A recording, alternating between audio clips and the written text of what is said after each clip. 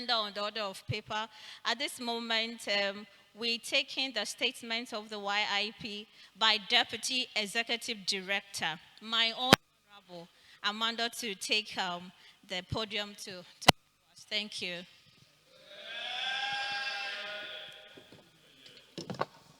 Thank you very much, Madam Speaker in the Guest House. Madam Speaker, I thank you for the opportunity to present a statement from the Parliamentary Division of Youth Impact Movement, where we've gotten so far, where we came from. Mr. Speaker, special guest of honor, invited guests, ladies and gentlemen, I consider this a great honor to be a member of Youth Impact Parliament. Since its inception, Youth Impact Parliament had continuously inspired and encouraged the youth to actively participate in democratic processes and governance. This platform had provided us, the honorable members, with invaluable experiences in parliamentary proceedings, leadership development, and public speaking skills. Mr. Speaker, the primary objective behind the establishment of Youth Impact Parliament was to empower young individuals with leadership roles, enabling them to acquire parliamentary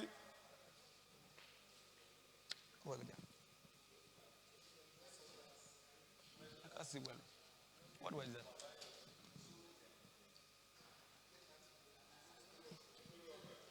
Sorry.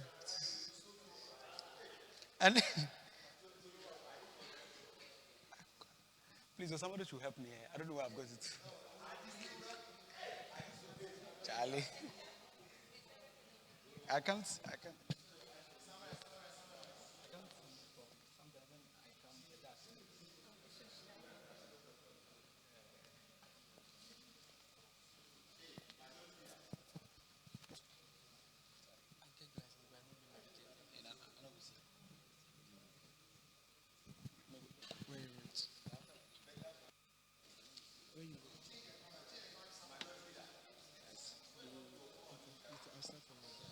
All right, thank you.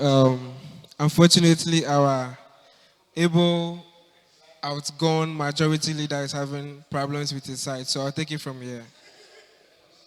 Mr. Speaker, the primary objective behind the establishment of Youth Impact Parliament was to empower young individuals with leadership roles, enabling them to acquire parliamentary acumen, understand social norms, and foster leadership abilities.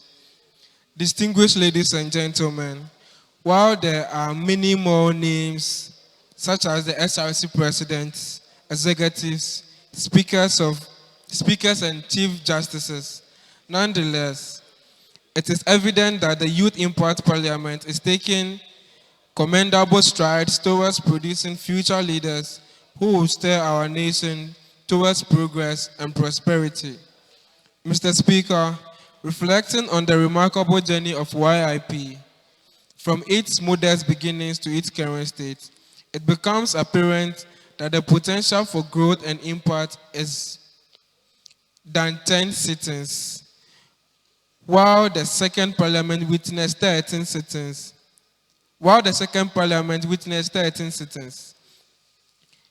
We were fortunate to host esteemed guests during the second parliament, including Honorable Kofi Atto, Lawyer Andrews Adugu, Reverend Dr. Bright Adonai, Dr. Harrison Belly, Mr. Prince Ansa, Honorable Divine Bosson, Mr. Joshua Tete, Honorable Mawenyo Agbe, and others. Their presence enriched us with knowledge and wisdom in various fields of expertise, and we express our heartfelt gratitude to them on behalf of the House.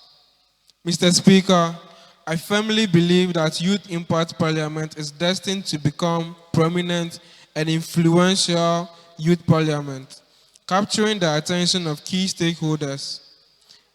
In the near future, we anticipate official invitations from the Republic, seeking our representation on statutory bodies of state agencies, as well as invitations to speak on national television and radio stations.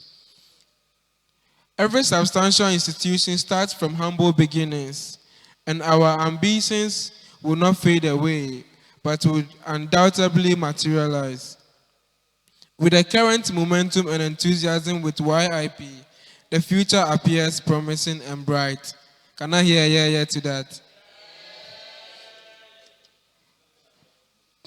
Procedure of the Second Parliament.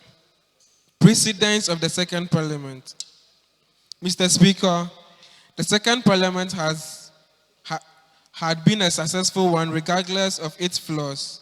Some of the achievements of the Second Parliament are the introduction of constituency representation, commencement of a comprehensive committee system, consistent argument for sittings once each month, upholding of the standing orders to boot out dormant MPs, intensive capacity building experiences from our guests, and many more. As a matter of fact, the Second Parliament was better than the First Parliament. I'll take that again. As a matter of fact, the Second Parliament was better than the First Parliament. I'll take that again. As a matter of fact, the Second Parliament was better than the what? The First Parliament. We are hopeful that the Third Parliament will beat the records of the Second Parliament. The Second Parliament faced issues like dormant committees, poor attendance of youth MPs, unencouraging payment of monthly dues, inactive parliamentary service members. We recommended that the Third Parliament should improve attendance of MPs, improve the committee system, and improve the record keeping by the table office. Composition of the Third Parliament. Mr. Speaker, the Third Parliament, as you all know, was composed from youth MPs representing constituencies in the Volta region, Oti region, Eastern region, Greater Accra region, Central region, Northern region, Northeast region, and Upper West region, totaling 155 constituencies. The directorship of the movement, in consultation with the Appointment Committee of the Second Parliament, opened nominations for applications. We had 155 applications by 1st of July 2023. 105 applicants presented themselves for vetting, and the recommended ones were designated to respective constituencies from the 155. There are some remaining constituencies, and they will be designated by the directorship of the movement by after inauguration this August. Uganda and India chapters of Youth Impact Parliament. Mr. Speaker, as you know, in November 2022, we launched the Uganda chapter of YIP. It is in its pilot parliament and led by Speaker Leonidius Asimwe of Kashongi constituency and Deputy Speaker Kawuki Waswa of Kampala constituency in Uganda. I am pleased to announce our incoming chapter in India to be led by Speaker Bandaru Shankar of Andhra Pradesh State in India. YIP is expanding one by one, and we will soon be known in international space as the most attractive youth parliament in the world. Products of this parliamentary branch of youth impact movement are active and consistent monthly plenary sessions, panel discussions among MPs, pre-recorded videos, time with MPs, pre-recorded videos as well, and more legislations from committees. Mr. Speaker, let it be reiterated that participation in this parliament is a matter of conscious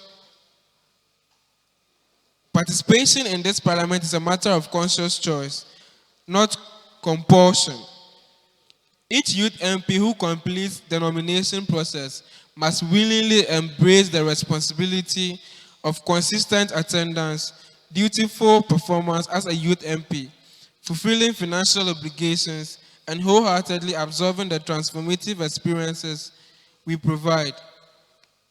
We do offer material allowances, but rather,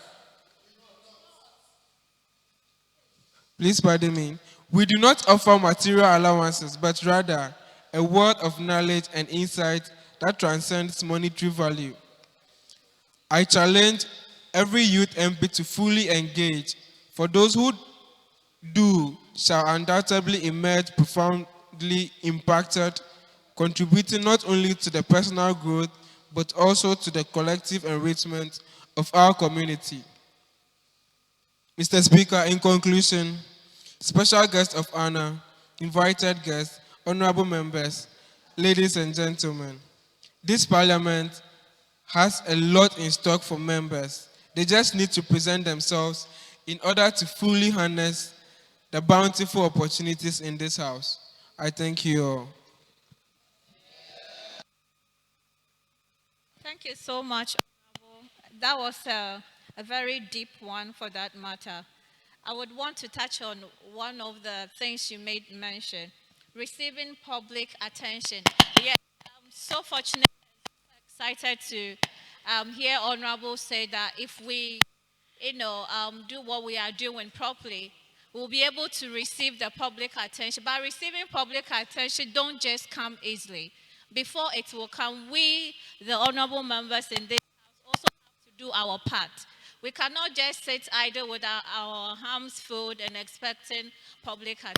So before anything of that sort, please, let's try our very best to do what we can do as youth MPs. We are all building ourselves. None is perfect, but if we are able to compose ourselves and then do the right thing, I believe the public attention that all our invited guests have made mention, it will surely come to pass. So on that note, Honorable, we are so